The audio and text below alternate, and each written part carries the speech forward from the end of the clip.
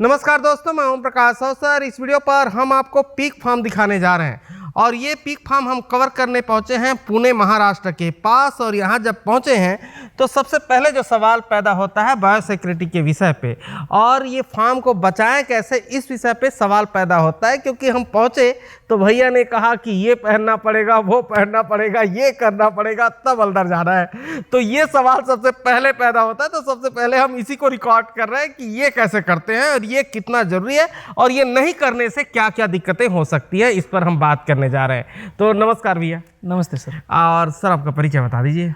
मेरा नाम वैजनाथ जाधव। हाँ। Jadhav pig farm and training centre ये मेरा मतलब फार्म है। हाँ। और तकरीबन 2018-19 से ये मेरा हम फार्म ऑपरेट कर रहे हैं। हाँ। तो यही है।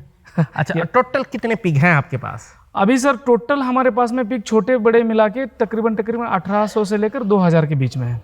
हर रोज़ डिलीवरियाँ होती हैं, हर रोज़ 2, 4, 5 डिलीवरियाँ होती हैं हमारी नई। तो 40-50 बच्चे रोज के जुड़ते हैं हमारे। रोज के 40-50 बच्चे जुड़ते हैं? जी। अच्छा, कितने लोकेशन पर फार्म है? ये हमारे टोटल 4 लोकेशन पे फार्म है, डिफरेंट लोकेशन हमारे। हाँ। एक तो आप देख रहे हो यहाँ पे 6 कंस्ट्रक्शन है अलग अलग। एक मैंने अब थोड़ी देर पहले आपको लेके गया था, वो वाला शेड है, वहाँ पे 3 कंस्ट्रक्शन है। हाँ। एक हमारा रांजनगांव साइड में यहाँ से 6 किलोमीटर दूर है। एक हमारे मुंबई के नज़दीक में भिवंडी साइड में, वो हम अभी रिसेंटली चालू किया है वो भी। आपका ऑफिस है, उस लोकेशन को क्या लोकेशन बोलते हैं जहाँ पे अभी हमें? इसको हम कोंडापुरी कहते हैं। कोंडापुरी शिक्रापुर और रांजनगांव के नज़दीक में है। रांजनगांव एक MIDC है, बहुत सारी कंपनियां हैं यहाँ पे। पुणे से 30 किलोमीटर दूर है ये सर। अच्छा। हाँ। जैसे हम रायपुर या नागपुर से पुणे से 30 किलोमीटर पहले पड़ जाएगा। ठीक है, तो चलिए डिटेल समझते हैं कि फार्म के अंदर इंटर कैसे होते हैं, ये आपको दिखाएंगे, और बायोसिक्योरिटी क्या होता है ये दिखाएंगे। साथ में ये भी बताएंगे कि ज़्यादातर फार्म बंद क्यों हो जाते हैं, पीक फार्म, ये भी समझने को मिलेगा।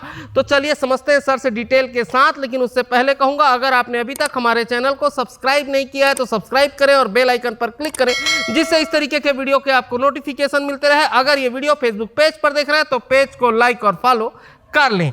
सबसे पहले सर ये जो जूता रखा है वो मेरे को समझा दीजिए।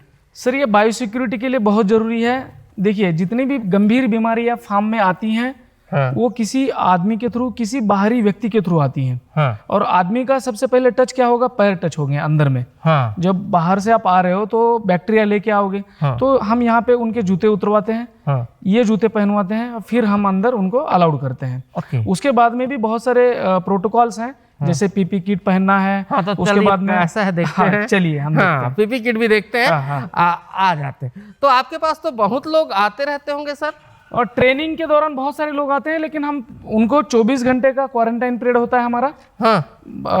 एक्चुअली ये पीरियड 48 घंटों का होता है। हाँ। लेकिन जो पिग फार्मर है, हाँ, उनके लिए 48 घंटा है। जो नॉर्मल फार्मर है उनके लिए 24 घंटे का हम रखते हैं। हाँ। उनको हमारे जो वहाँ पे लोकेशन है वहाँ पे उनको नहलवाते हैं। नहाने के बाद में हम उनको यहाँ पे लेके आते हैं। और अच्छा। उसके बाद में उनको हम ये PP किट पहनाते हैं, शू कवर, हैंड ग्लोव, हमारा जो प्रोटोकॉल है वो करके फिर फार्म के अंदर में एंट्री देते हैं हम उनको। अच्छा। हाँ। ये जरा पहनते हैं भाई, कैसे है? हाँ, कैसे कैसे है सर जरा बताइए। तो ये जो भी आएगा उसको पहनना कंपलसरी है? जी बिल्कुल। अच्छा। हाँ। ये तो अब ये मेरे को रखना पड़ जाएगा। ये मैं यहाँ रख देता हूँ, लीजिए। हाँ, ये आप पहन लीजिएगा प्लीज। ये ऐसे खुलता है।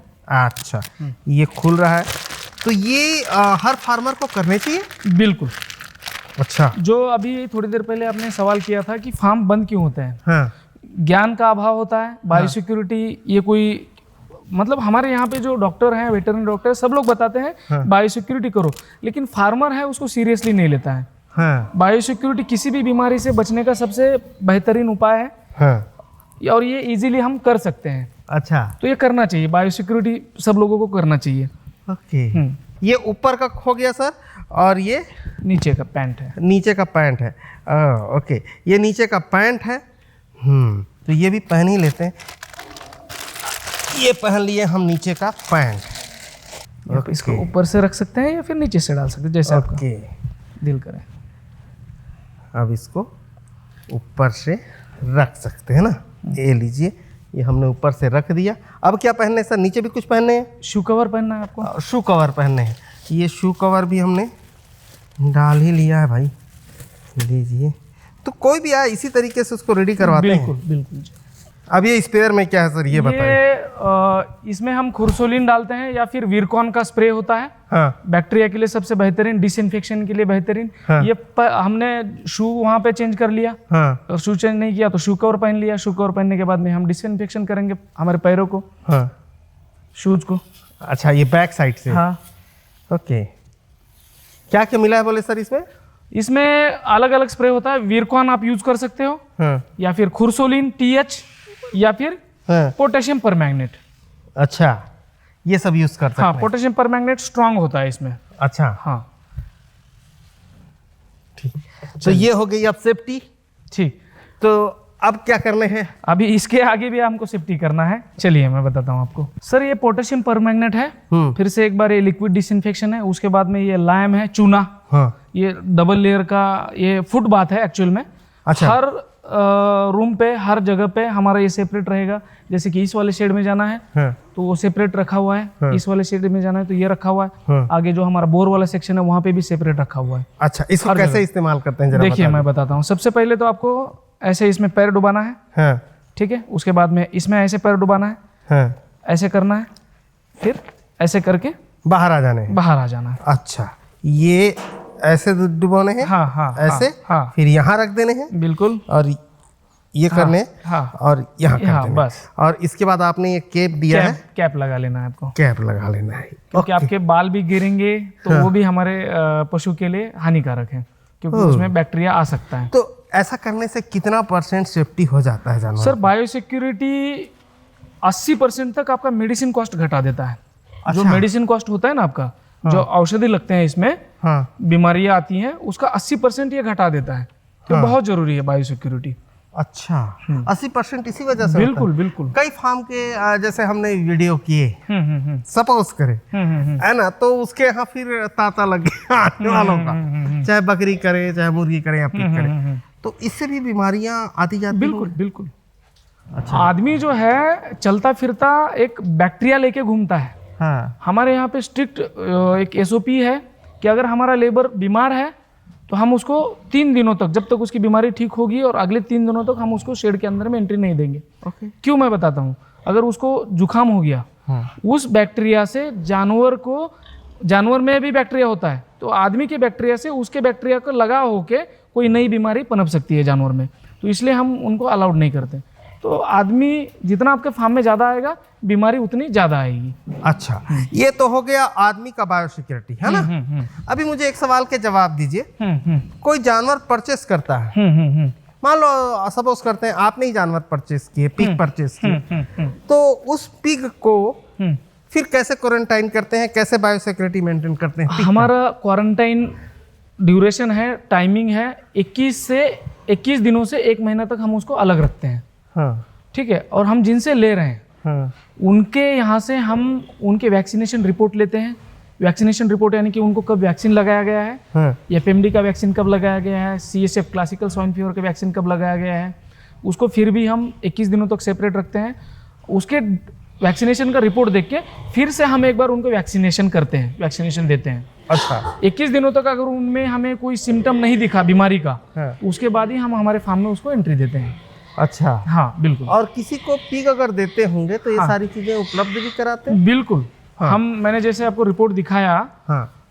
हम किसी को अगर एनिमल बेच रहे हैं तो उसको हम पूरा उसका रिपोर्ट देते हैं कि हमने उसको वैक्सीनेशन कब लगाया है, हाँ। उसका दोनों वैक्सीनेशन कब लगा हुआ है, उसका डेट ऑफ बर्थ क्या है, उसका मदर ID क्या है, फादर ID क्या है, मतलब उसका पूरा एक कुंडली हम उनको दे देते हैं।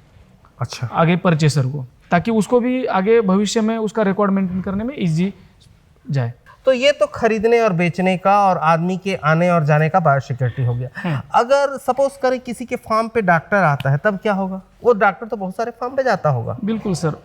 एक हमने कुछ नियम बनाए हैं।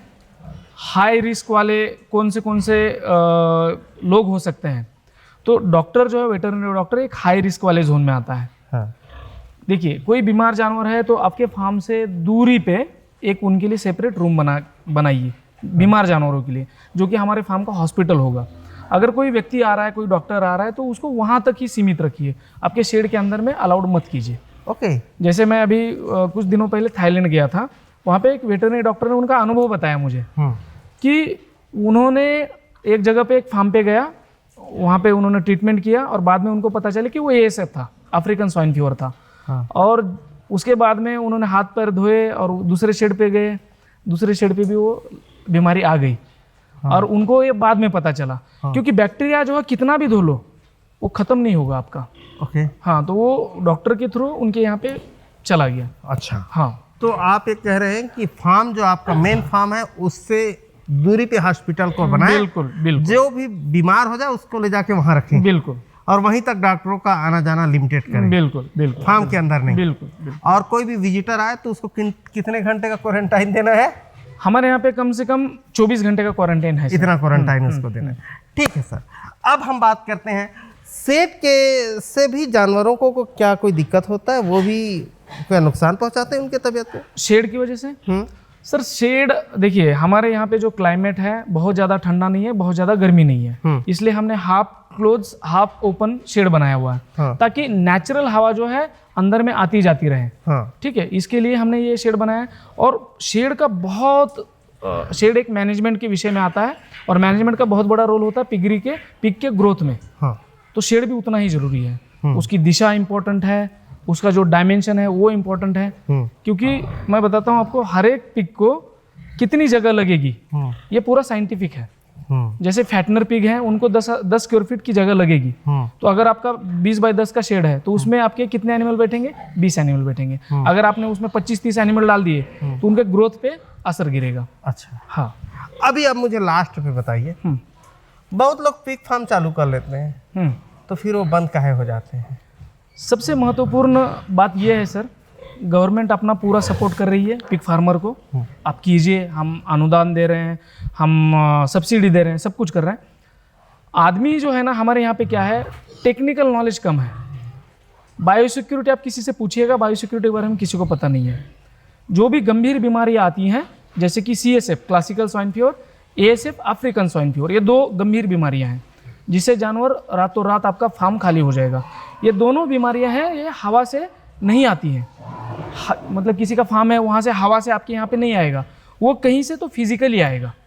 मतलब कोई आदमी है उसके थ्रू आएगा, कोई कौवा है, कोई गाड़ी है, उसके थ्रू ही आपके फार्म में आएगा। आदमी के ज्ञान का अभाव होने की वजह से, बायोसिक्योरिटी न होने की वजह से किसी को भी आने देना, बायोसिक्योरिटी खुद भी न करना, इसकी वजह से फार्म बीमारी आती है और फार्म बंद हो जाते हैं। अच्छा, कहने का मतलब ये भी है कि जो फीड का गोदाम रखें वो भी बहुत दूर रखें? जी, हमारा जो मेन गोडाउन होता है उसको हमें दूर रखना चाहिए। उसके बाद में गोडाउन तकरीबन आपके गेट के पास में रखिए, थोड़ा दूर रखिए। वहाँ से फिर आपकी छोटी गाड़ियों में आप अलग अलग फार्म पे लेके जा सकते हैं। आप अपना ही गाड़ी इस्तेमाल करें? अपना ही गाड़ी इस्तेमाल करें। फार्म के नज़दीक में बाहर की गाड़ियाँ आने न दें, क्योंकि वो बहुत सारे फार्म पे जाती है। बिल्कुल बिल्कुल, तो इस तरीके से ही बचा सकते हैं। बिल्कुल। तो जो ये बीमारी बता रहे हैं वो तो नहीं आने के उपाय बता रहे हैं। बिल्कुल। आ गया तब क्या उपाय है? देखिए, CSF का जो क्लासिकल स्वाइन फीवर का है वो वैक्सीन अवेलेबल है, और फ्री इंडिया में फ्री मिलता है वैक्सीन। बस आपको वेटरनरी डिपार्टमेंट से जाके कंसल्टेंसी लेके वहाँ से वैक्सीन लेके आपके जानवर को लगाना है। अगर वैक्सीन लगाओगे तो आपके फार्म में ये बीमारी नहीं आएगी। दूसरा उपाय ASF का है, अफ्रीकन स्वाइन फीवर। उसका कोई वैक्सीन अभी तक बना नहीं है।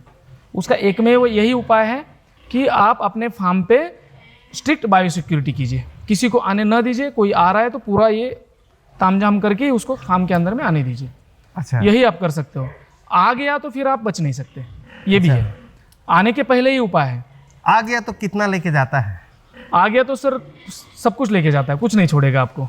लेकिन मैं जब से पिग फार्मिंग कर रहा हूँ, बायोसिक्योरिटी हमारा टाइट है, और अभी तक मैंने इन दोनों का शक्ल नहीं देखा है, और ऊपर वाले की दया से आगे भी नहीं दिखूंगा, क्योंकि हमारा बायोसिक्योरिटी स्ट्रिक्ट है।